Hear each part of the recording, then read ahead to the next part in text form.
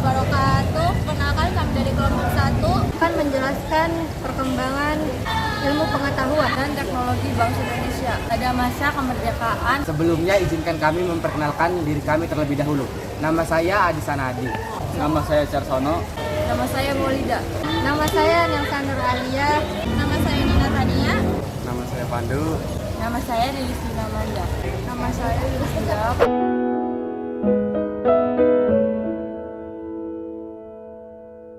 Revolusi hijau adalah sebutan tidak resmi untuk perubahan fundamental dalam penggunaan teknologi budaya pertanian. Revolusi hijau ada sejak tahun 1950-an hingga tahun 1980-an oleh negara berkembang, terutama negara di kawasan Asia. Adanya revolusi ini menghasilkan capaian berupa swasembada beberapa jenis bahan pangan di berbagai negara yang sebelumnya selalu mengalami kekurangan kesediaan bahan pangan seperti Indonesia, India, Thailand, Vietnam, Bangladesh, Cina. Melalui revolusi hijau, petani dikenal dengan penggunaan pupuk buatan, pestisida, bibit unggul, peralatan pertanian modern, dan sistem budidaya pertanian yang baru.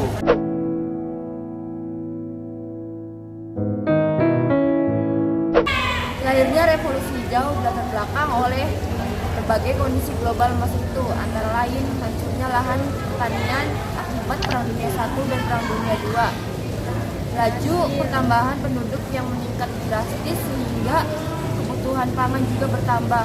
Banyaknya lahan kosong yang belum dimanfaatkan. Upaya peningkatan produksi pertanian.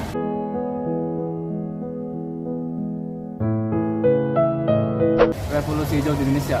Penerapan revolusi hijau di Indonesia terjadi pada masa Orde Baru tahun 1970 hingga 1970. Pemerintah Orde Baru melakukan investasi besar-besaran terhadap sektor pertanian. Pemerintah Orde Baru membangun dan mengembangkan program-program modernisasi pertanian yang bertujuan untuk meningkatkan produk pertanian di Indonesia.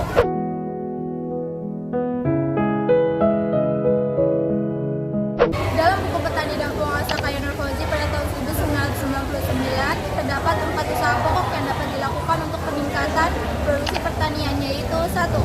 Intensifikasi pertanian, peningkatan kualitas dan kuantitas produksi tani dengan cara meningkatkan produktivitas kerja. 2. Ekstensifikasi pertanian, peningkatan kualitas dan kuantitas produksi tani dengan cara meningkatkan faktor produksi pertanian. 3. Diversifikasi pertanian. Pemerintah melakukan upaya diversifikasi pertanian dalam pelaksanaan revolusi hijau untuk peningkatan produksi pertanian dengan cara penganekaragaman jenis tanaman. 4. Rehabilitas pertanian, peningkatan kualitas dan kuantitas pertanian dengan cara memulihkan lahan dan sumber daya pertanian yang sudah kritis.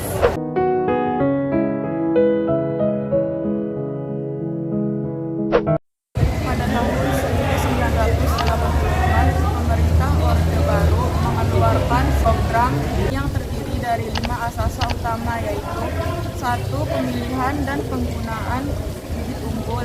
2. Pemupukan secara teratur. 3. Irigasi yang baik dan cukup. 4. Pemberantasan hama secara intensif. 5. Teknik penanaman yang teratur.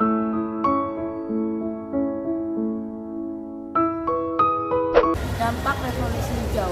Revolusi hijau pada masa pemerintahan Soeharto berhasil menjadikan Indonesia sebagai negara swasembada pangan besar dunia pada dekade tahun 1980-an. Dampak positif revolusi hijau adalah 1. Meningkatnya kesejahteraan petani. 2. Menguatkan perekonomian pedesaan. 3. Meningkatkan ketahanan pangan nasional. 4. Membuka kesadaran masyarakat pedesaan akan pentingnya adaptasi teknologi.